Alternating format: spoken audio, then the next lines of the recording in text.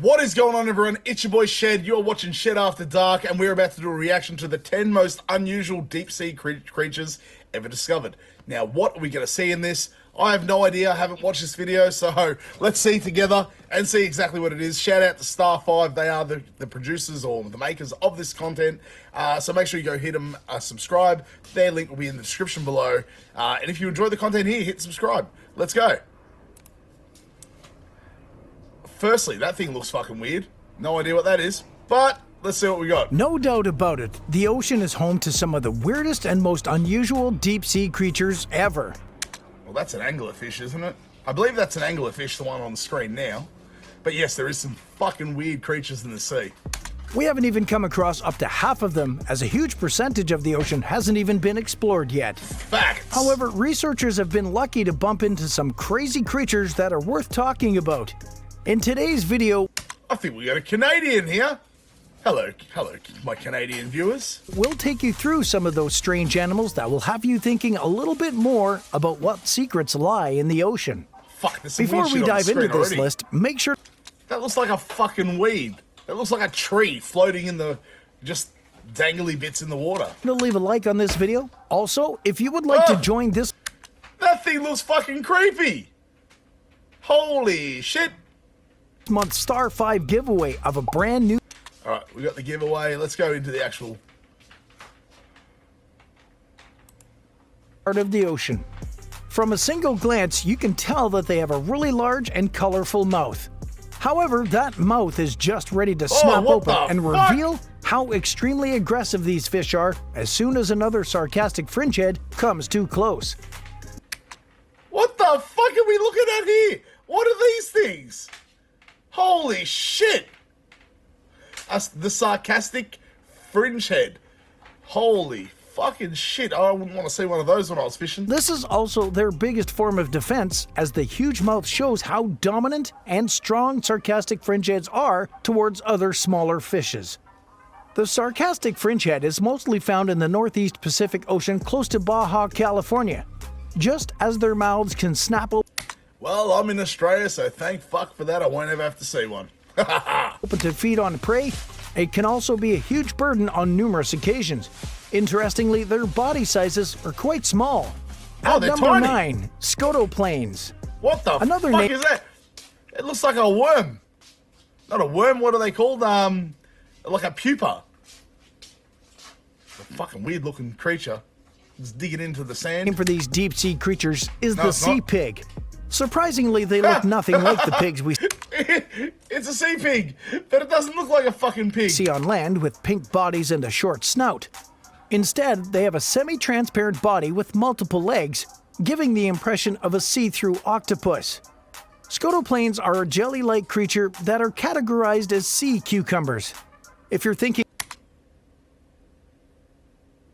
That's categorized as a sea cucumber? Okay, I don't see a sea cucumber in it, or a pig. So it's named after a pig, but categorized as a cucumber. Oh, a cucumber that tastes like pork? Could be interesting. I'd give it a go. about that delicious green vegetable that you may have spent a huge chunk of your childhood running away from, then you're wrong.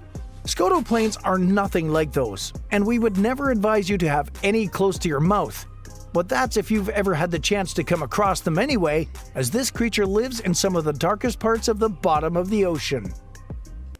Well, if it's in the bottom of the fucking ocean, I ain't never going there. I ain't eating no fucking devil fruit, but I still can't swim that well.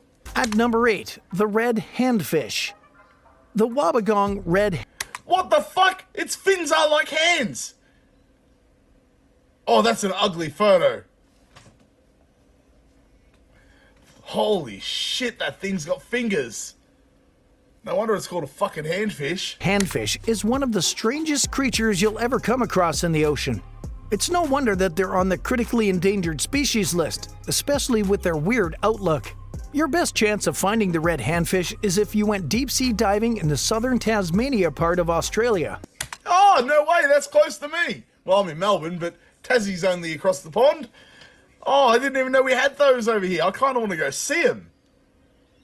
Mate, I'll start up a GoFundMe. You can fund me to go find these red handfish. What do you think? Let me know in the comments.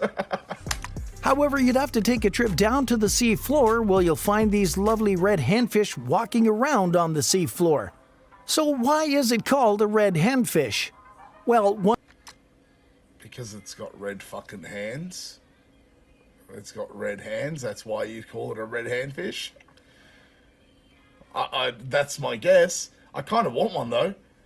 I kind of want to get one of these and put it in an aquarium. one glance at what passes for its hands, and you won't need any more explanation. Exactly. These are visibly red, while this creature grows as long as 15 centimeters. Oh, wow. Its skin is also covered in denticles, which are tooth-like scales and quite sharp. Those hands are not just for aesthetics, but the red handfish uses them to move around on the ocean floor. Interestingly, they are quite similar to human hands, as these unique sets of fins are nothing like what you've seen before. At number 7, the Atlantic wolf fish. Oh. If you were to list out the deep-sea creatures that are your friends, the Atlantic wolffish wouldn't be on that list. These are strictly predatory species of fish with really sharp teeth. That looks like a cod. To me, I see that and I see a cod. However, these canine-like teeth come in handy while feeding on invertebrates with spiny or hard fuck, it bodies does like too. marine snails and sea urchins. When provoked enough, they can also get very aggressive towards human beings, so you'd have to watch your step. To find the Atlantic wolffish, you'd have to journey to the Arctic and North Atlantic Oceans, where they can grow to as long as 5 feet. Since Decent sized fish. Wonder what they taste like. I like fish. they prefer to live in waters that are colder than the usual warm surfaces, they live at the very bottom of the ocean, from as little as 328 feet to as deep as 1,640 feet. Since it That crab got fucked up. You got knocked the fuck out. also shares a close resemblance to an eel with a long body, the Atlantic wolffish is sometimes referred to as the wolf eel. At number 6, the red vampire squid. The first shocking detail about the red vampire squid is that it's not a squid or even an octopus either. Then why the fuck is it called the red vampire squid? Please enlighten me. And here comes the next shocker. The scientific name for this creature found deep in the sea is actually Vampiroteuthis infernalis, and when translated to English, it means vampire squid from hell. Vampire squid from hell. Vampire squid from hell. Okay. Interesting. I don't ever want to meet one of these fucking things. Now that gives you a lot to think about, especially regarding just how dangerous the red vampire squid can be. The good news is that it doesn't actually Is that a semen floating into its skin? That was fucking weird, man. That shit's weird. feed on blood like the vampire its name may lead you to believe. Instead, this creature, which is found at about 3,300 feet into the ocean, is much gentler than its name. Instead, the red 3,300 vampire feet. squid feeds on decaying organic material on the ocean floor, which exists as marine snow. So you would say that they are herbivores, feeding on the organic matter similar to dead leaves in the forest. At number 5, the faceless cusk eel. That's right, the faceless cusk eel. It actually has no face, hence the choice of name. When you're face to face Okay. with this creature, you'd feel like you're staring at 2 rear ends on a fish, which is pretty weird. For the Harry Potter fans, this reminds you of the Dementors, and this is pretty much the ocean version of the faceless monsters. The first time researchers ever came across the faceless cusk eel was in Australia in 1874. Of course. Then, less than a decade Fucking later, Aussies. another group of Australian researchers finally came across them again when they went to about 13,000 feet below the ocean surface. So if this fish has no face, how does it even feed or see? The mouth is under the rest of the body of the faceless cusk eel, and it extends when it is time to catch some food. At number 4, the big fin squid. In November of 2021, scientists out on an expedition in the Gulf of Mexico came across an unexpected find. Right there in the deep sea, a big fin squid swam by gently. Calamari. Yum. What was truly spectacular about this creature was its rare physical appearance and how difficult it is to come across animals like this in the ocean. It looks fucking weird. The big fin as. squid looks very much like an alien out of the many sci-fi movies we've watched over the years. Big time. They have tentacles with weird bends and shiny yet huge fins. To cap it all off, the arms and tentacles have extensions that seem like long spaghetti. One surprising feature of this squid is that it's difficult to tell which are its arms and which ones are tentacles. And this is not how it should be for squids. So it's not surprising that there have been less than 30 confirmed sightings of the big fin squid ever since the first one was discovered in 1998. Fuck. At number 3, the leafy sea dragon. Oh, I love leafy sea dragons. In the depths of the waters of the Kangaroo Island of Australia lies the Yeah, leafy boy. sea dragon, which could pass ordinarily for your average seaweed. But a closer look will reveal that it's actually a fish, and that's honestly really hard to believe. They're known as leafy sea dragons because they are part of the same family as the seahorse and obviously look like a bunch of leaves. However, the leafy sea dragon is alive and grows to as long as 24 centimeters. This interesting creature moves around with its tiny fins, and when it's hungry, it feeds on small crustaceans and plankton. The great thing about this deep-sea creature is that its appearance serves as the perfect disguise for hiding from predators. It's as easy as blending in with the seaweed on the ocean floor. Facts. At See, when you're an Aussie, you got to learn to blend in so you don't get caught. And the leafy sea dragon has fucking nailed it. Nailed it. What the fuck is this thing looking at us now? Oh! Number 2, the northern stargazer. We've bet you Weird. seen very few fish that look this strange as the northern stargazer. The best place to find this weird creature is off the east coast of the United States, Well, I never have to say it because I live in Australia. and you'd have to dive really deep into the ocean to do this. Still, there's a lot to say about the appearance of this creature that grows to be as weird. long as 50 centimeters. Just at the top of its head are white spots, which contrast a lot with its overall blackish-brown body. It also has some stripes on the tail that get you thinking about animals like the tiger and the cheetah for a bit.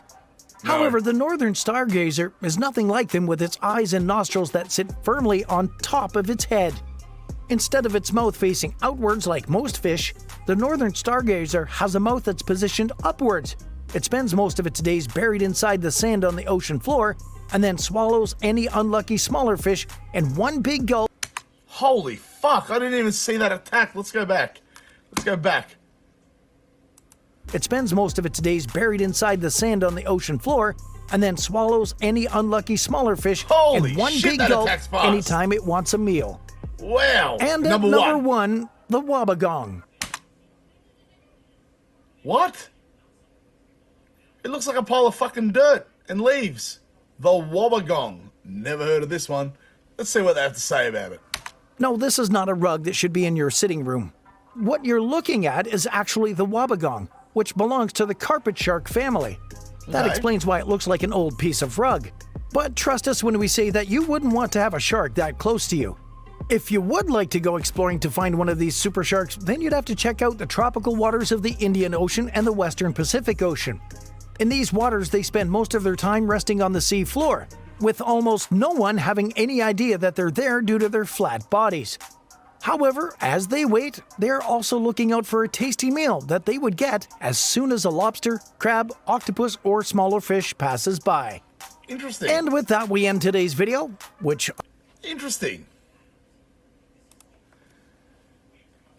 Well, I hope you learned some stuff, because I sure did. That was crazy. Go subscribe to Star 5. Tell them that Shed After Dark sent you. Yeah, I definitely learned some stuff about some weird fucking animals right there. But until next time, I'm your boy, the Anime Shed. Peace out, much love, stay safe, and as always... Did I say the Anime Shed? Alright, let's start that again.